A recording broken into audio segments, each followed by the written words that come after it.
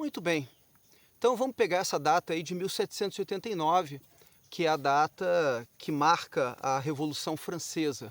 Então a queda da Bastilha.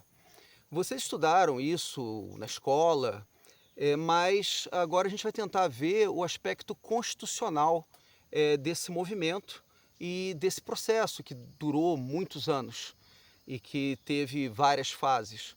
Então é mais difícil estudar a Revolução Francesa, mais difícil de certa forma do que a Revolução Americana, porque a Revolução Francesa ela teve muitas idas e voltas, muitos avanços e muitos retrocessos.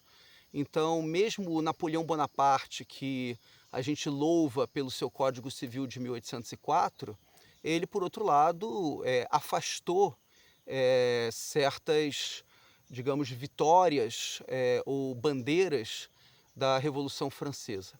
Então, vamos pegar aquilo que é o essencial para nós agora.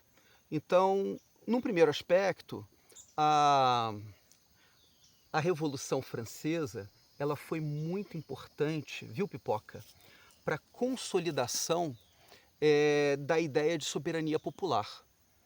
Então, a ideia de que a soberania não é do rei, a soberania é da nação, a soberania é do povo. Consequentemente, o país ele deve ser governado por aqueles que representam a população. Né? No caso, ainda eram, digamos, os homens, né? Num primeiro momento, os homens que ganhavam acima de uma certa renda, era o chamado voto censitário, e depois todos os homens adultos. Né? Muito bem. Essa ideia da soberania popular, ela vai braço dado, né, com a Declaração dos Direitos do Homem e do Cidadão, de 1789, que vai reconhecer muitos direitos fundamentais e direitos que nós reconhecemos até hoje, né, como liberdade, como igualdade, como a ideia da propriedade, que é algo bem típico das revoluções liberais.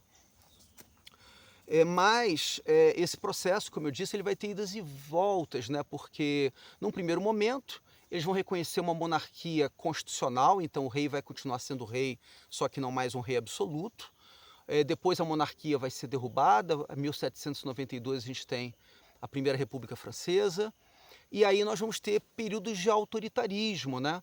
Como o período do Robespierre, porque na verdade várias facções vão ir assumindo o governo da França e de forma violenta. E muitos líderes revolucionários, inclusive, vão ser executados. Né? Então Robespierre vai executar alguns e depois o próprio Robespierre vai ser executado. E com isso nós vamos ter retrocessos nessa parte da participação popular.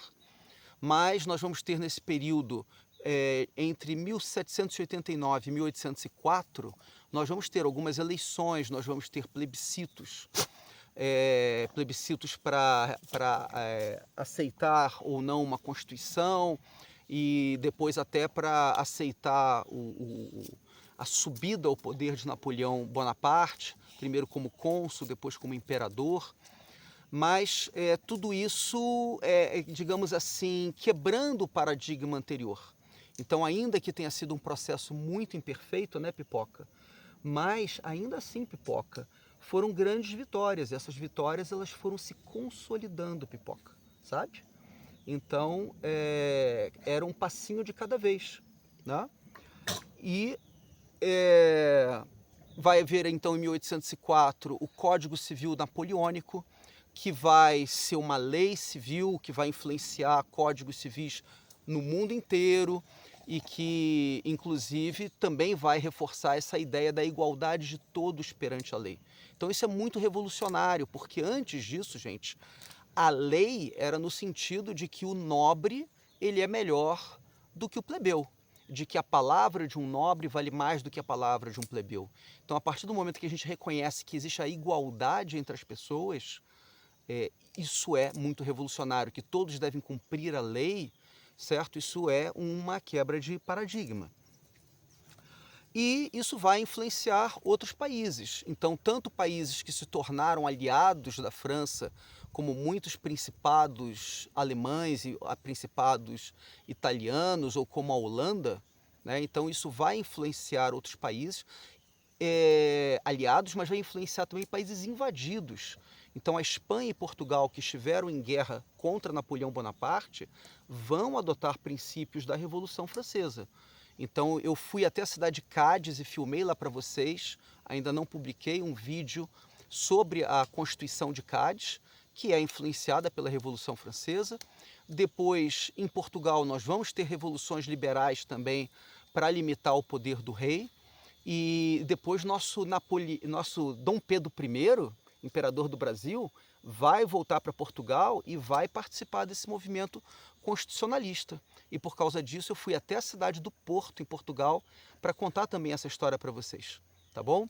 Então, espero que esse vídeo tenha ajudado vocês a entender o papel da Revolução Francesa para a disciplina de Direito Constitucional.